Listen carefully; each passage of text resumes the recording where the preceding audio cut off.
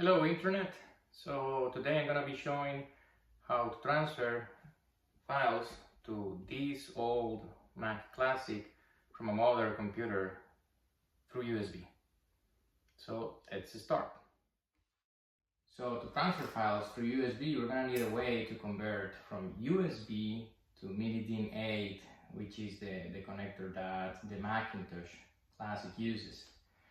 So what we're going to do is use a USB to serial port converter, and then we're going to use a cable that on one end has mini-DIN8 connection and the other one has DB9.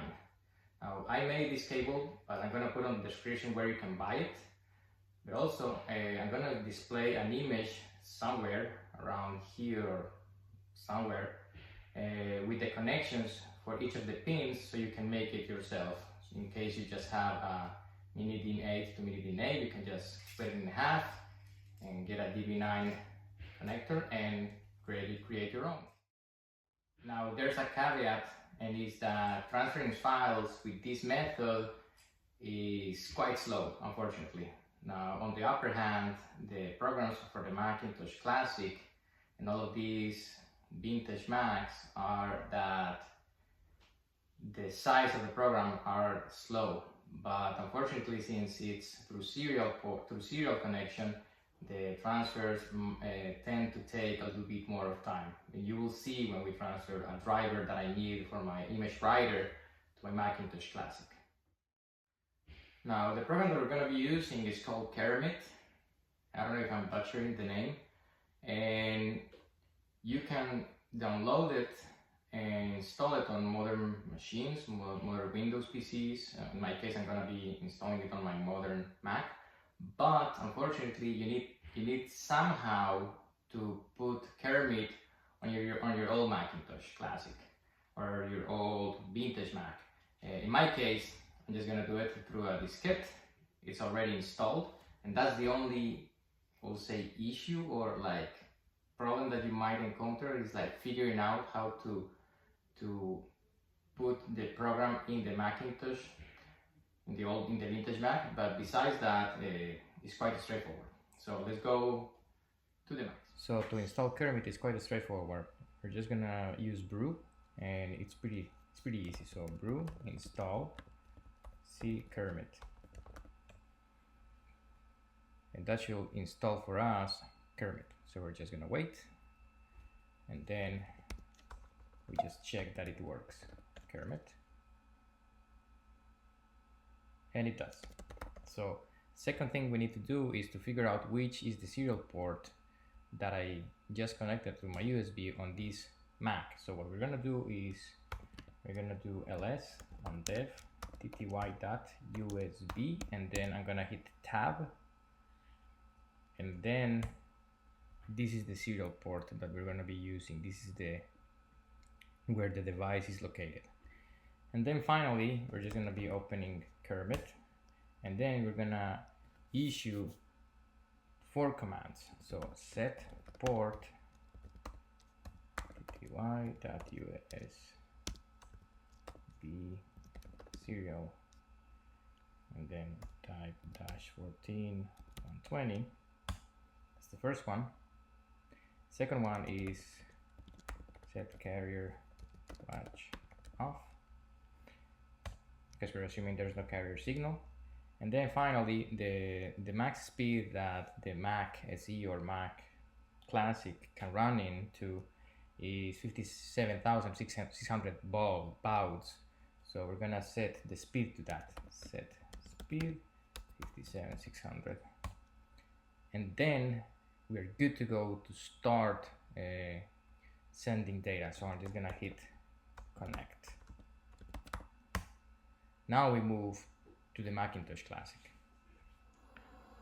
Finally, on the Mac, again, you need to somehow copy Kermit to this computer. Again, I did it through a diskette, through a floppy drive. So I'm just gonna open Kermit here.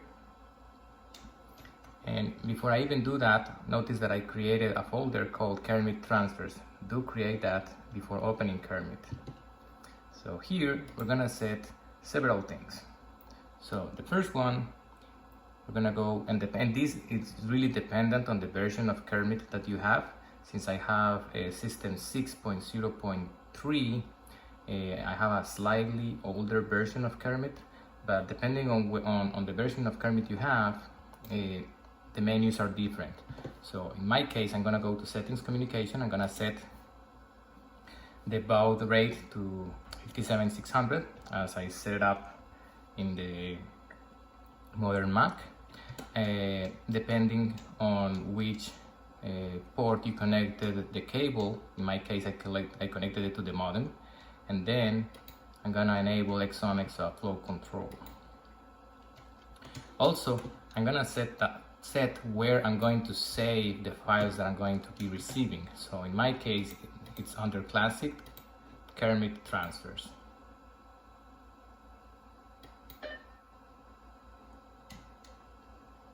Yes. And finally, let's get the file. So just go to get file from server, and I'm gonna write down the file that I want, image writer _0.hqx.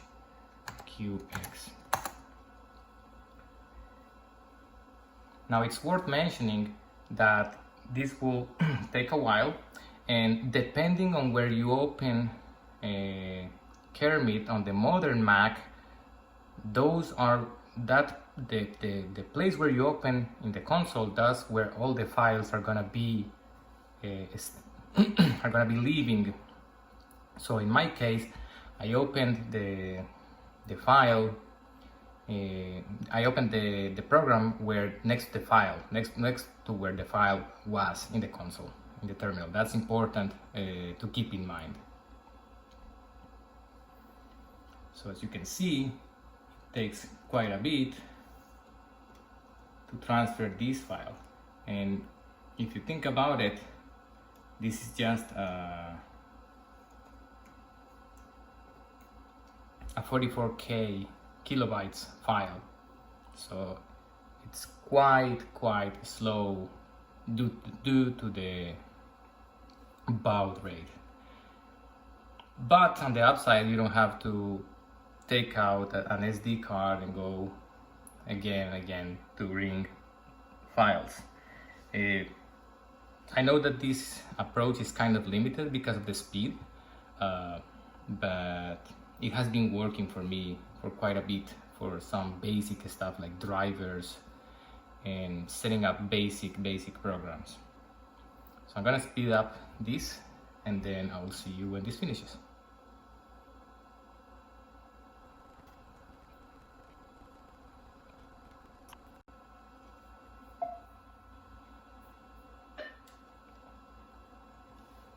And as you can see, the file has finished transferring. So to check this, we're gonna go to the Finder, and then we check on Kermit Transfers, and here is where we have the image writer file that we just copied over. So there you have it. This is another approach on how to copy files from a modern Mac to an old computer through USB, through the serial protocol. Some thoughts: it's really slow, as you could see, just transferring 44K, and the main caveat is placing the file inside the vintage computer, placing Kermit, like being able to load Kermit. After that, it's pretty straightforward, as you can see. I'm gonna put some links in the description for the cables I used, and for